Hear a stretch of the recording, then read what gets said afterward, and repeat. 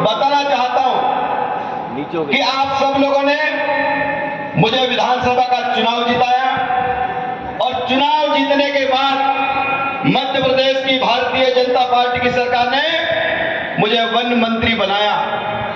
और जब मैं पहली बार वन मंत्री बना तो भोपाल में ये वन मेले का आयोजन भोपाल में हुआ और उस मेले में मुझे जाने का अवसर मिला और समझने का अवसर मिला।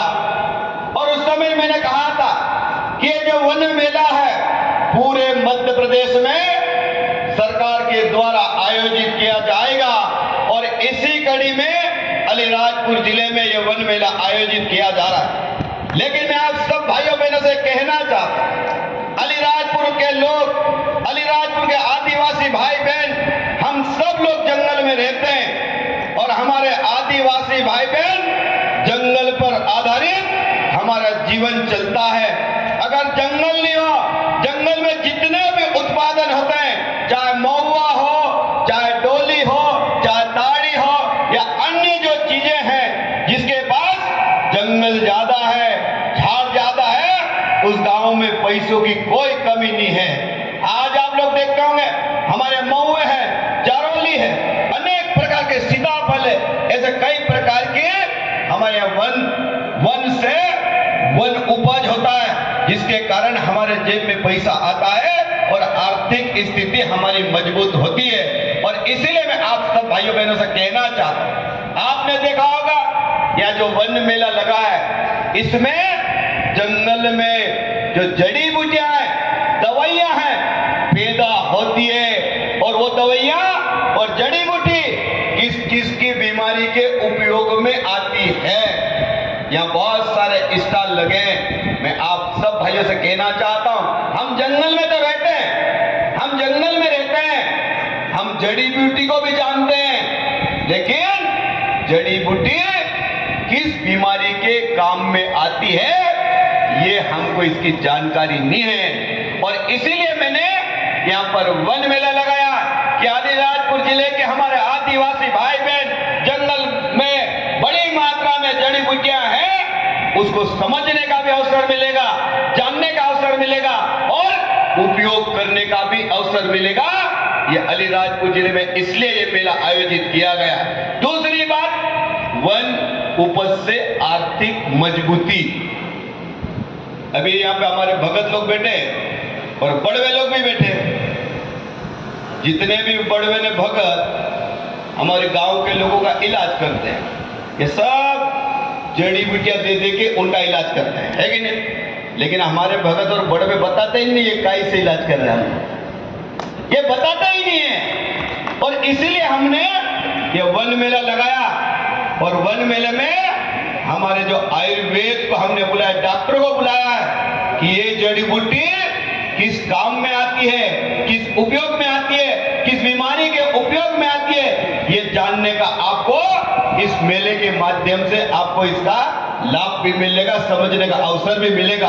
और मैं आप सब भाइयों से कहना चाहता हूं कि ये मेले तो बहुत लगते हैं। कौन कौन से मेले लगते हैं? शिवरात्रि का मेला भी लगता है, क्यों अलीराजपुर, लेकिन ये वन मेला है और ये पहली बार अलीराजपुर की धरती पे लगा है। और इसलिए मैं आप सबसे निवेदन करना चाहता हूं कि हम भाषण सुनने के लिए नहीं आए, भाषण तो अपन रोज सुनते हैं, अलीराजपुर के लोग मिलने जुलने वाले हैं, लेकिन जितनी भी दुकानें लगी है दवाइयों की, वहां जाना और दवाइयों का पहचान लो, तो जहां हमारा डॉक्टर बैठा है उसको पूछना कि दवाई किस बीमारी के काम में आती है। ये अगर समझेंगे तो मुझे लगता है कि अलीराजपुर जिले में, अलीराजपुर के जंगलों में सैकड़ों प्रकार की दवाइयां हैं, हम ठीक से उसका उपयोग कर सकते हैं। आज आप सब जानते हैं कोरोना की जब बीमारी हुई, कोरोना की बीमारी हुई तो हमारे आदिवासी अस्पताल में आए ही नहीं। क्या अपन ने क्या क्या कोरोना की बीमारी का उपयोग, उसको भगाने के लिए क्या क्या करा मालूम?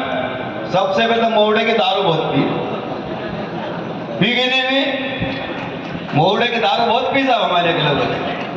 और क्या कहा कि पुराने लोग कहते थे कि महामारी आती तो मोहड़े की दारू पी के पीते तो बीमारी भाग जाती है, पुराने लोग कहते हैं। और ये वास्तव में हमने देखा है और कोरोना के समय उसका उपयोग भी किया, जिसके कारण हमारे आदिवासी भाई बहनों में कोरोना से मरने वालों की संख्या बहुत कम हुई। अलीराजपुर जिले में मात्र 48 लोग कोरोना से, जिनकी मृत्यु मात्र 48 लोग। और महुए की शराब तो बाजार में बहुत आई, क्यों खूब आई, क्यों इंग्लिशदार कोई नहीं पीता था। तो कोरोना के समय महुए की शराब भी काम आई। लेकिन मैं आप सब भाइयों बहनों से एक ही बात कहना चाहता हूं कि हम सब लोगों को अगर वन में, जंगल में हमको जड़ी बूटी बचाना तो जंगल की रखवाली भी करना पड़ेगी। अभी अपने जंगल बहुत अच्छा हो गया ना, जंगल अच्छा हो गया ना सब जगह, लेकिन इसको और हमको बढ़ाना पड़ेगा। अभी जंगल बचने का 2 कारण है। एक तो प्रधानमंत्री नरेंद्र मोदी जी का हम सबको धन्यवाद देना चाहिए कि एक तो उन्होंने हमारे जो आदिवासी भाई बहन हैं उनके लिए प्रधानमंत्री आवास के मकान बना दिए। तो पक्के मकान बनाने लगे, सरकार पैसा देने लगी, तो जंगल की लकड़ी कटती नहीं, उसके कारण भी बच रही।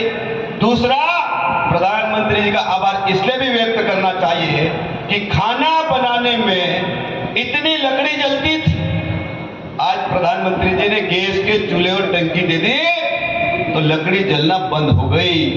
अब लकड़ी जलना बंद हो गई और गैस के चूल्हे से खाना बनाने लगे तो लकड़ी की बचत हो रही, लेकिन बीमारी से भी हम लोग बच रहे कि नहीं बच रहे बताओ। धुएं में कितनी बीमारियां फैलती थी बताओ, आंखों में धुआं, नाक में धुआं, पेट में धुआं, घर भी पूरा काला कच हो जाता था। लेकिन आज गैस की टंकी देने के कारण आज ये धुआं नहीं हो रहा, जिससे हमारे आदिवासी भाइयों बहनों में बीमारी नहीं फैल रही और लकड़ी नहीं कट रही।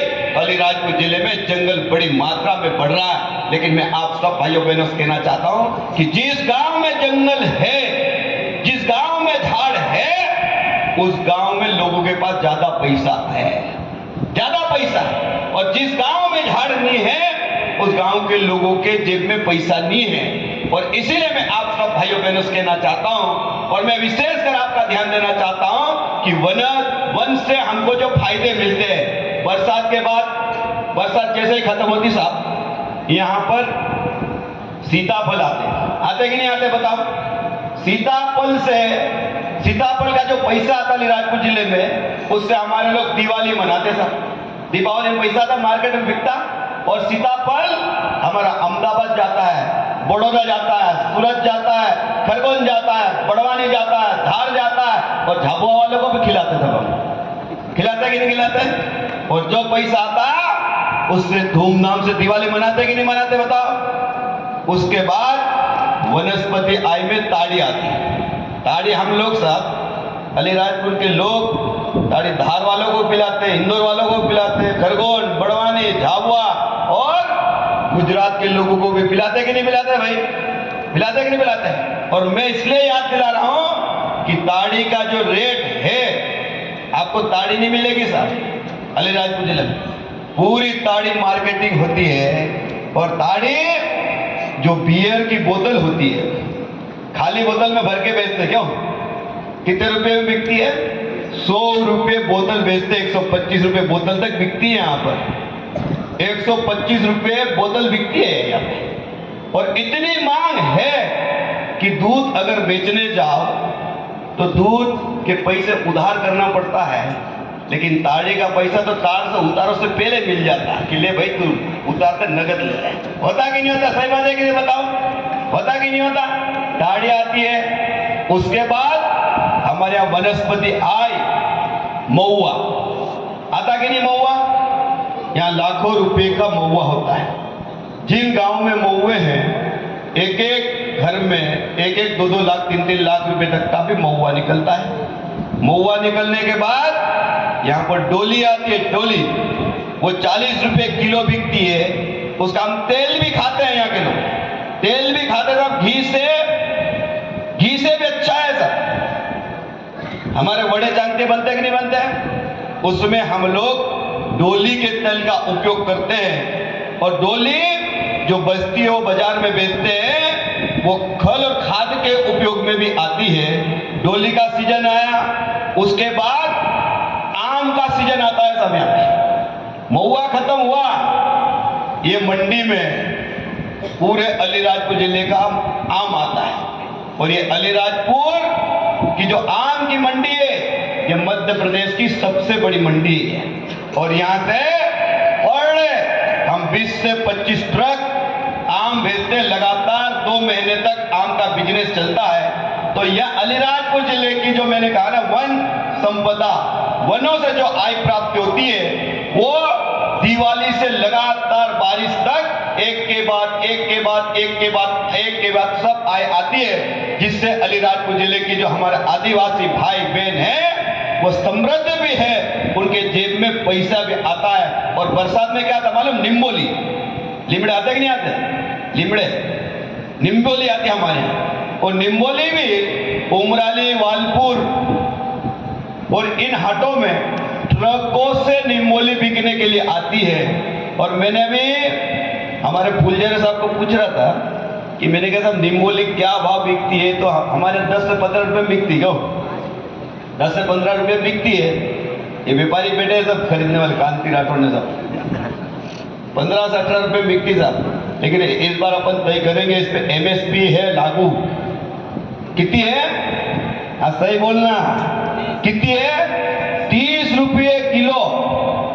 निम्बोली की वन विभाग के द्वारा 30 रुपये में MSP लागू हुई है। और मैं कोशिश कर रहा हूं कि इस साल अलीराजपुर जिले में जितने भी निम्बोली होगी उसको वन विभाग खरीदेगा और मध्य प्रदेश में जंगल लगाए जाएंगे। ये मैं पूरी कोशिश कर रहा हूं, मैं अधिकारियों के साथ बैठ रहा हूं, क्योंकि निम्बोली ऐसी चीज है अलीराजपुर और झाबुआ जिले में कि निम्बोली को तो जंगल में फेंक दो, जंगल में फेंक दो, कचरे में फेंक दो तो उग जाते हैं, उगते कि नहीं उगते। लेकिन उससे अगर नीम के झाड़ बड़े हो जाएंगे तो वनवासी और आदिवासी भाइयों बहनों की आर्थिक स्थिति में काफी सुधार होगा। ये मेरा पूरा प्रयास है कि आने वाले समय में मध्य प्रदेश में निम्बोली की भी खरीदी हम लोग करने वाले हैं। पिछले वर्ष हम लोगों ने महुए भी खरीदे थे, महुए को हमने विदेश भेजे थे। और अलीराजपुर जिले में महुए जो है वो हमने वो बिछाई थी, त्रिपाल हरी वाली बिछाई थी, क्या बोलते उसको, वेटिंग, क्या बोलते, वेटिंग। ऊपर से मोहड़े के अंदर, मोहड़े पे झेले थे कि नहीं झेले थे, झेले थे ना।